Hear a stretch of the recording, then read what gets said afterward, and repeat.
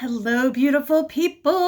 What a time to be alive on this planet in human bodies going through the human experience. This channel is organic. It is uncensored. It is unedited, mostly because the computer editing is a process that was holding me back from making the videos. So I'm just going to put it out there, raw, authentic conversations for people like you, people like me who are questioning, who are sensitive, who are wanting to know what the heck all of this is all about. And oh my God, am I going crazy as I look into the process of the things around me? So this is for all of us to connect and to have these conversations. And it is my honor to be here connecting with you. In my last video, I talked about recognizing that I had thoughts in my mind that didn't originate with me, that it was a real revelation that there were thoughts in my head that were put there by my parents, by my education, by my religion, and I had formed beliefs around them that were not in alignment with my own values and true beliefs. I encourage each of you who are listening to really sit with what your values are. There are a lot of different people that do work around this, and you can seek them out. I actually just did a weekend this weekend and worked out my values and did a training again, again with the spirals. It's all spirals, like the Fibonacci sequence. It's something I did 12 years ago, and now it's something that I'm doing again, kind of updating. And it was really powerful, and it's powerful every time I do it. So, I want to talk about how once we start to become aware that there are these thoughts in our minds that don't come from us, then we what do we do with that?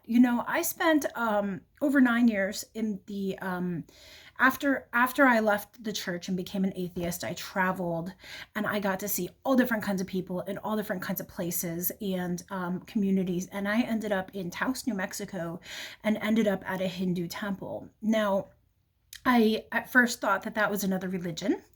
And then I came to realize that it's actually a way to structure practices around the physical body and how to discipline the mind to create certain outcomes and to help quiet the mind. And so that was really valuable for me, and I learned so much from the experience. And I don't live in Taos anymore, and I am now living a regular life again, trying to integrate it all. But the things that I'm talking about are things that I've learned from all of the different places sort of taken together.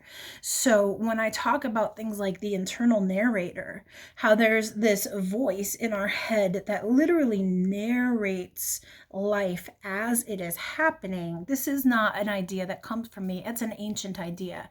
And there are ancient techniques for how to handle this, and there are modern techniques for how to handle this. But I want to share. Muji is an amazing teacher who talks about some of these things. He talks about how to step back from this and witness it. Many spiritual teachers talk about this. Someone like Byron Katie has a process called the work that she does, and she talks about how to begin to become aware of the thoughts in our minds. And on my journey, I actually, at the very beginning, before I started traveling or anything, I came across this documentary called What the Bleep Do We Know? And it changed my world because it introduced me to this idea that our thoughts can actually directly affect the physical reality around us. Now, 12, 15 years ago, this concept, just starting to even become familiar with that concept, took me years to be able to open my mind to. It was a process of me testing it and observing the outcomes to kind of see Like, is this just foofy mumbo jumbo?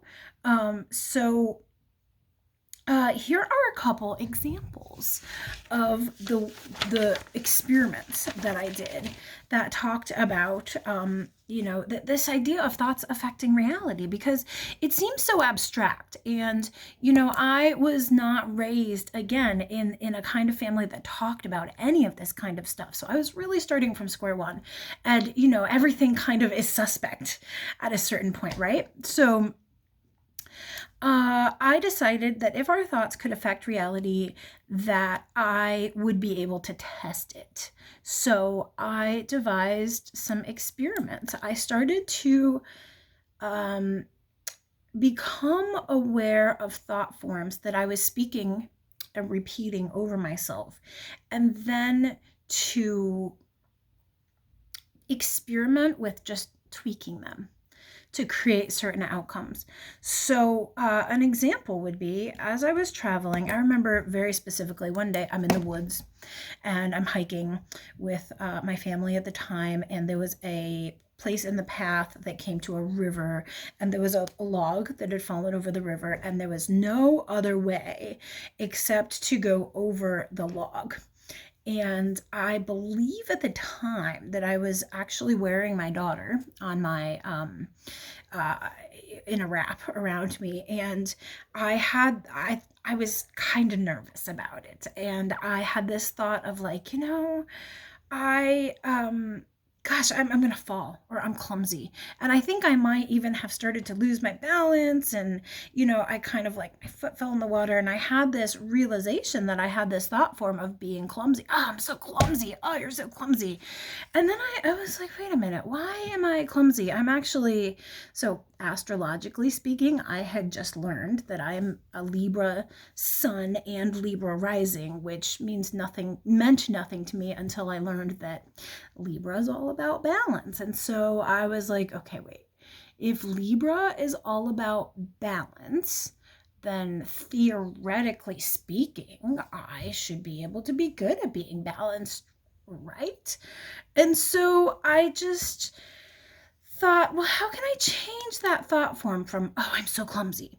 And so at first I shifted it to, okay, I'm going to learn how to not be clumsy.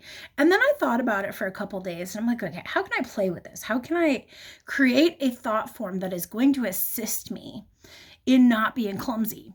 And so I came up with this fun little, just silly, just idea, headcanon, that I'm really a superhero, but I forgot. If any of you are Doctor Who fans out there, there's the episode where Doctor Who, is in hiding, and he forgets that he's, that he is the Doctor. So this is, just 1 minute. Sorry about that, my daughter. She was wanting my attention. Okay, so I thought about it. I created this little story. What is the story that I could create that was going to help me to become less clumsy? Just as a test. If our thoughts can create our reality, why not try? So I created this idea that I'm a superhero, but that I forgot. And that my super power was balance. Not just balancing on logs, but being not so clumsy. So another place where I noticed I had this thought that I'm really clumsy is in the kitchen. I'm an avid cook. And so I opened the cabinet, something would fall out of the cabinet and just boom, fall on the ground. And I would just watch it fall and land on the ground like, God. And I would think to myself like, if only I could catch it. And I, at the time, wasn't even trying to catch it. It didn't even occur to me that I could catch it. So I had this idea. I'm going to tell myself I'm a superhero, but that I forgot I was a superhero. And so every time something falls out of the cabinet, or every time something happens where I'm clumsy, I'm going to just remind myself that I'm a superhero, but that I needed to remember. And so in the kitchen, with things falling out of the cabinet, that is actually happened the most often. And so at first something would fall out and I'd reach out to catch it and it would still just fall and I wouldn't catch it. And it's like, it's okay. I'm a superhero. I just need to remember it. I can catch this. And then, eventually when things would fall and I'd catch them, and then I'd almost catch it. And it's like, ooh. And then eventually, because I was actually taking the energy and the time to reach out and catch it, whereas before I hadn't even tried. I hadn't even attempted because I didn't believe that I could. And then eventually I remember one day something fell out of the cabinet like a bag of chips or something, and I went to catch it and I caught it. And I was like, oh, I did it. And my partner at the time said, good job, superhero. And I laughed because it was silly.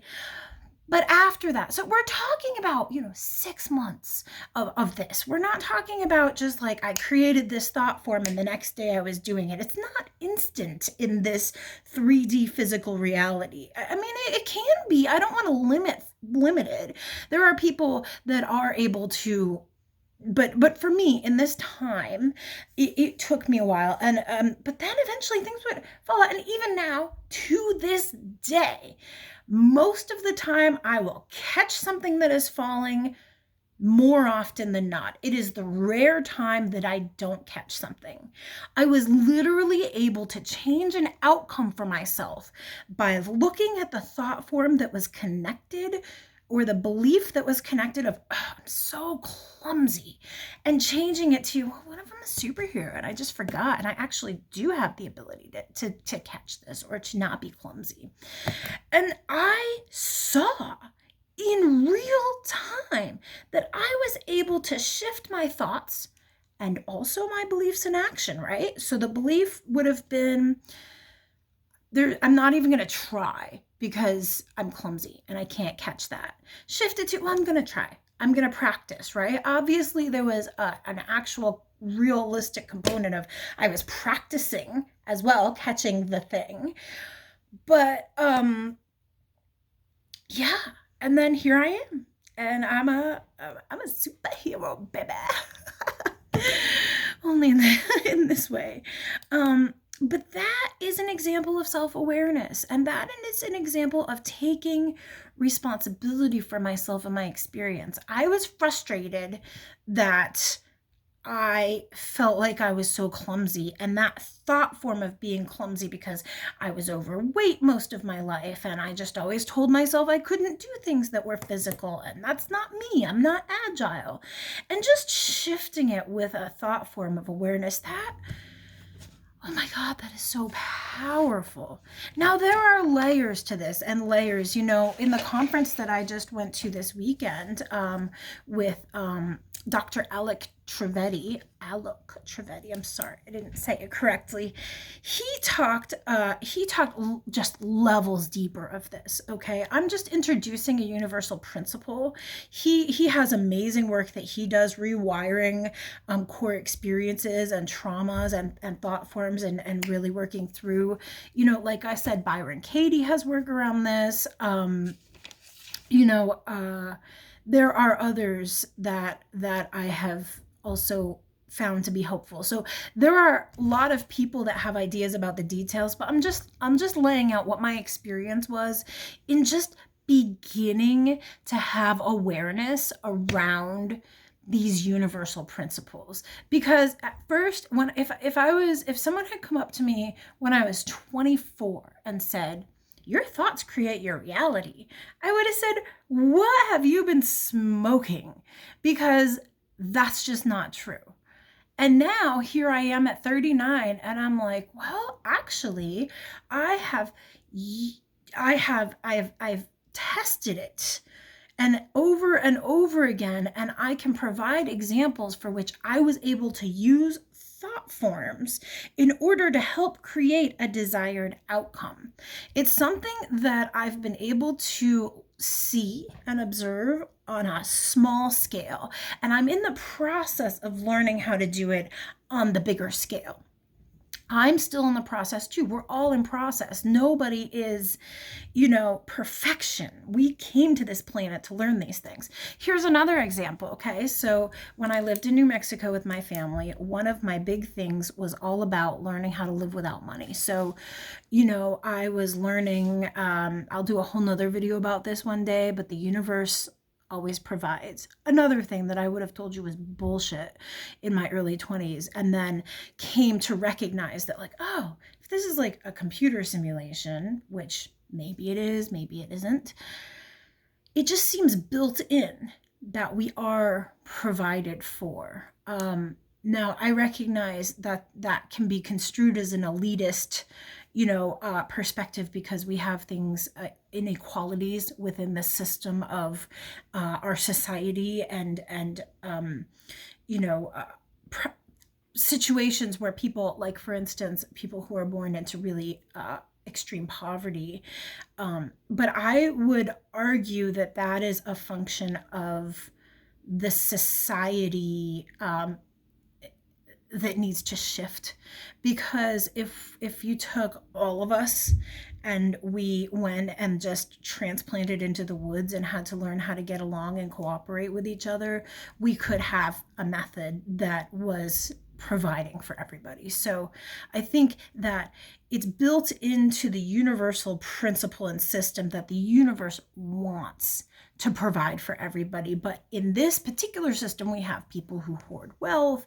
We have people that are, and then on the other side, we have people that are really, really struggling even just to eat enough every day, as an example. So, but I digress. I distracted myself from the point. So, okay, here's another just silly little thought form that I decided to just try. And it was about challenging myself in the idea of scarcity. And so I started to say, you know what? I want to manifest free pizza. I want to manifest free pizza. And so I would just all the time, someone's going to give us pizza for free. Maybe we're going to find some free pizza. I get it. There's no such thing as free lunch in an economic standpoint. But from my experience, so pizza, free pizza, free pizza. I mean, for like a year, it was just kind of a game that I would just sort of play with in my mind. Like, oh, maybe I'm going to find some free pizza because I love pizza. And then I remember I was, my parents are not going to be happy if they hear this, but it's okay. I was safe. Everything worked out. For the first time in my life, I was with a couple people, and I wanted to have the experience of hitchhiking. So I hitchhiked from Boulder, Colorado to Costilla, Taos, New Mexico. Costilla is where my family was. And so we were hitchhiking on this journey of a few days, and it's definitely, hitchhiking is the epitome of trusting that the universe is going to provide. And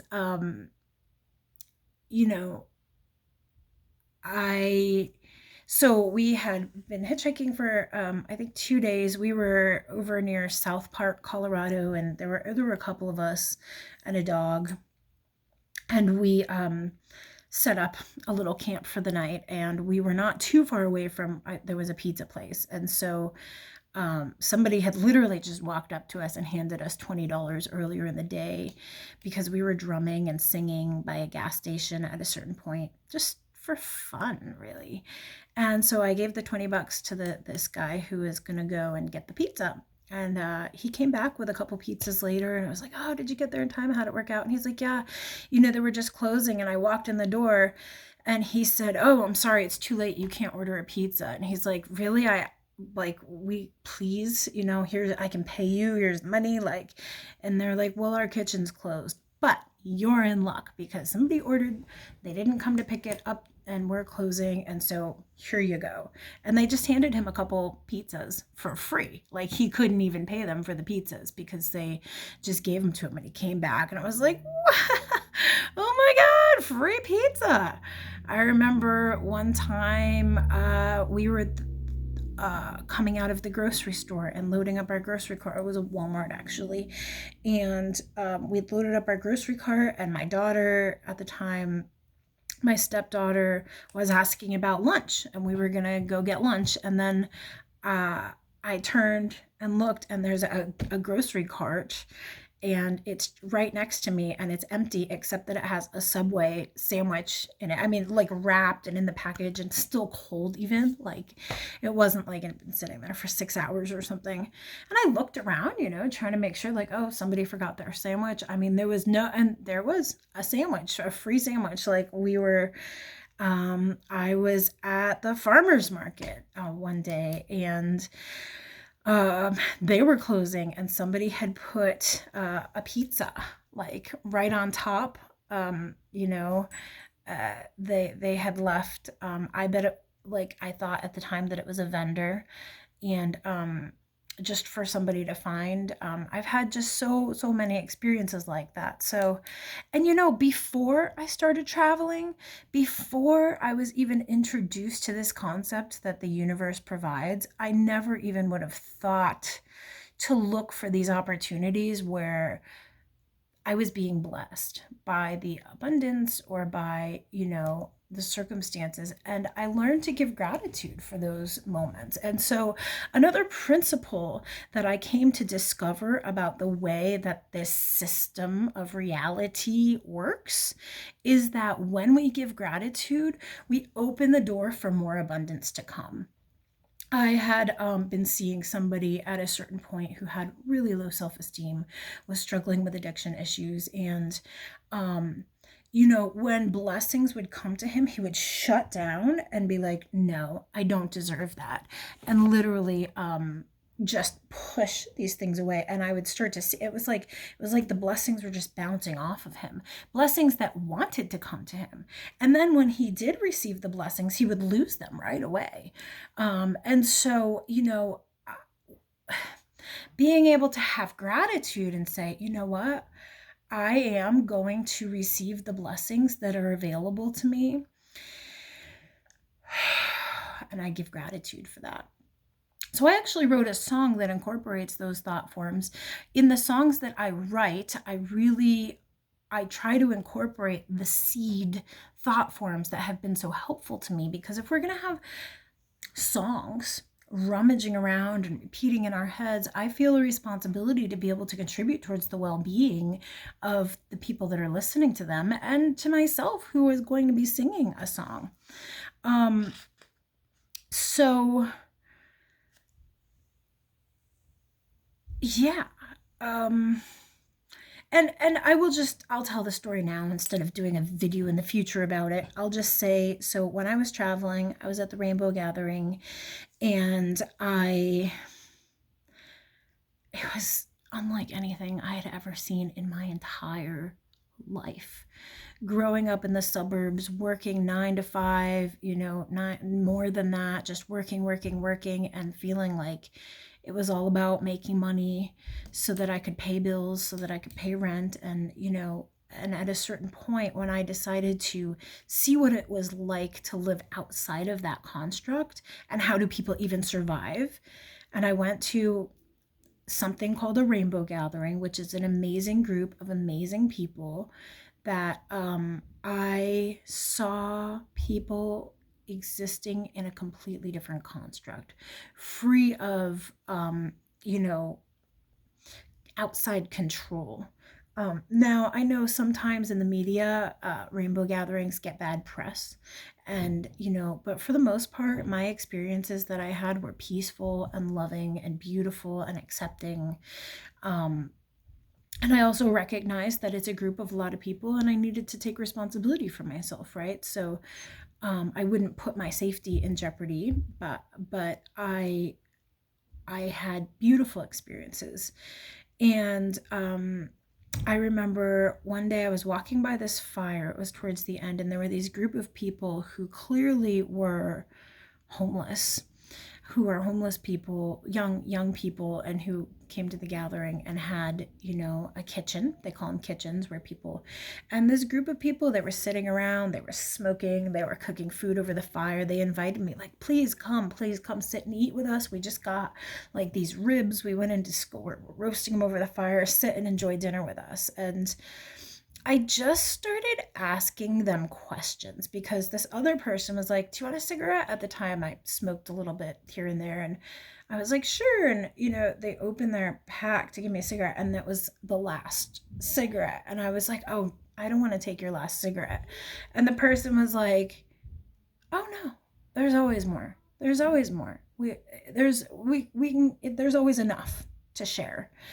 And so I said thank you, and I took the cigarette. And, you know, same with the food. It's like, oh, I don't want to take your food, you know, you need this. It's you know, I don't, because in the city, that's what we do, right? I mean, we are aware. Even when my daughter goes to my friends' houses, I say, don't eat all their food, like bring your own food. Like, we don't want to inconvenience people. We don't want to take from them. But in this situation, they were so open and free. And it was like, no, please share with us. We want to share with you.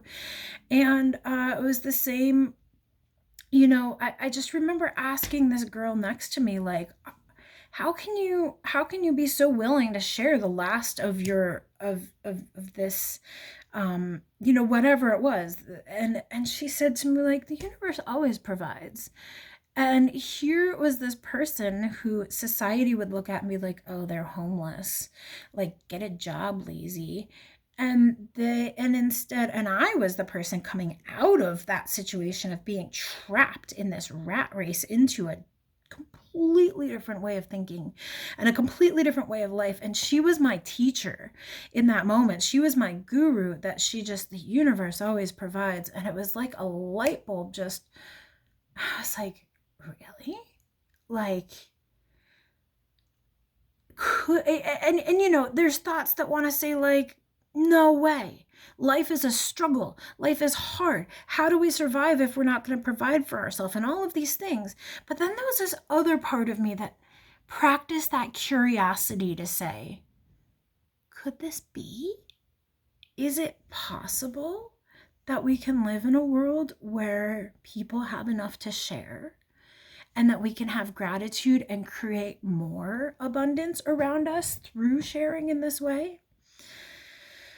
So that was really powerful for me. The point of this video, I wanted to get into thought forms and conspiracy theories and all of that, but I was sharing some other things. So I think I'm going to do a separate video, just because this one's getting to be kind of long.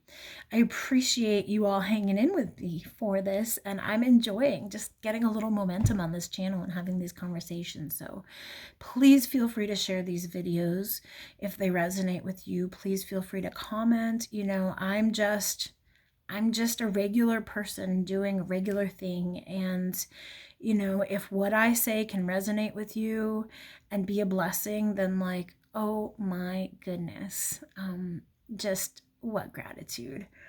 You know, one of the people in this training this weekend, his name is Robert Allen, and he said something so beautiful when he was talking about, you know, how he has stepped into living his life's purpose, which is helping people. And what he said is a couple really beautiful things. He said,